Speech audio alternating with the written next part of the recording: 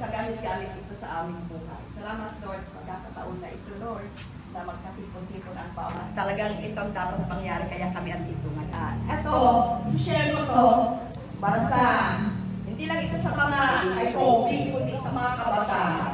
Kasi, ang alam ko, ang nanay, yung panahon namin, at ang kabataan, ano ba kayo mga millennial ka ba? Gen Z. Gen Z na sila.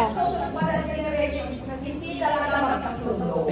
Kasi baliktad, kami noon, tignan lang kami ng magulang namin. Alam na namin ang ibig sabihin noon.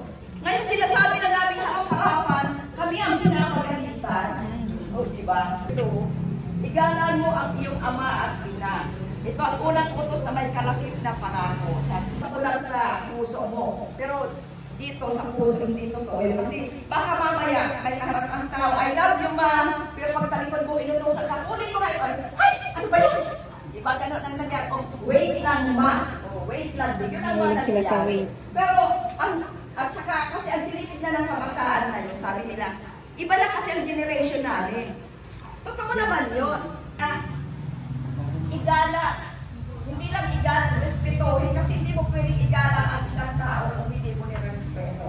Hindi mo rin pwedeng mahalin ang isang tao kung hindi mo siya nirespeto. Yun ang utos ng ng Panginoon. At may kalapit yun na pangako. Ay, ikaw daw ay magulang. Porkit magulang tayo, gusto natin tayo ay susunod. Kami buhay, alam din namin yun. Pero siyempre sabi nga nila, mas nauna na kami. Papunta pa lang kayo, pauwi na kami. Buti hindi tayo nasa loob. At kung nakasal, diba?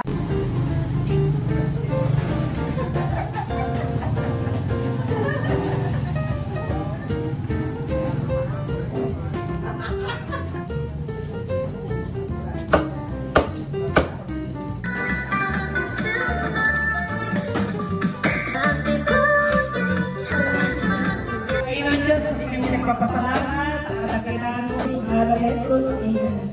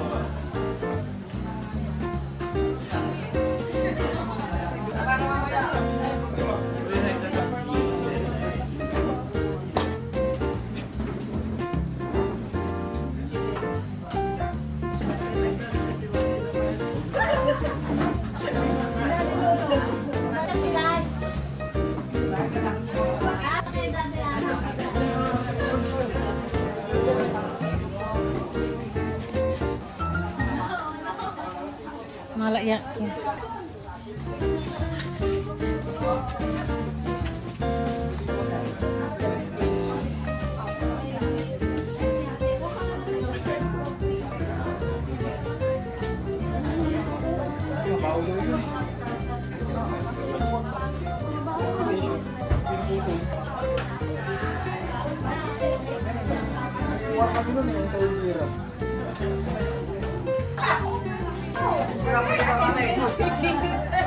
Oo, ay.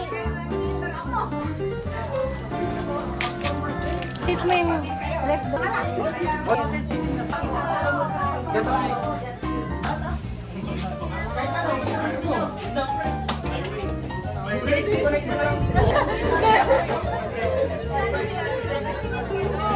Ay, kunwari wala pang nasa. Nagpapabilay.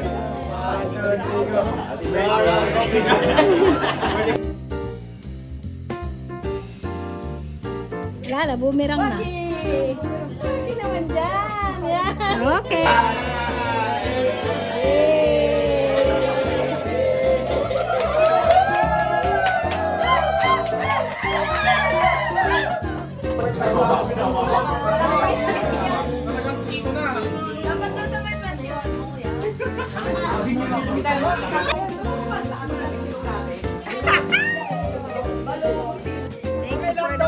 Oo. Picture tayo. Ay, usap mo na. Mauna na kami ha. Bye, sis. Bahala ka na. Kumuha ka na doon. Oo, bye.